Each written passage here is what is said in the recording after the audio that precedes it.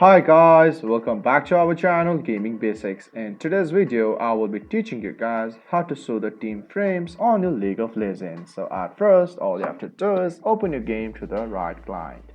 And as you open your game, you're on this home screen as I am. So just stay at this home screen and look at the right top for the option settings right here and just select this.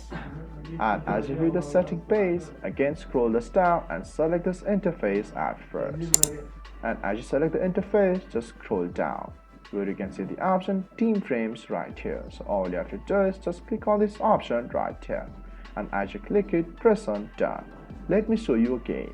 So you're on this home screen, look at the right top for the settings and go in the interface and just scroll this down where we can see this team frame and just click on this and click on done. So guys, that's how you show team frames on your League of Legends. If you find our video helpful, please leave a like and please do not forget to subscribe our channel. Also hit the bell icon to get updates with our latest videos and drop a comment for reviews and more content like this. I will see you guys again in our next video. Thank you for watching.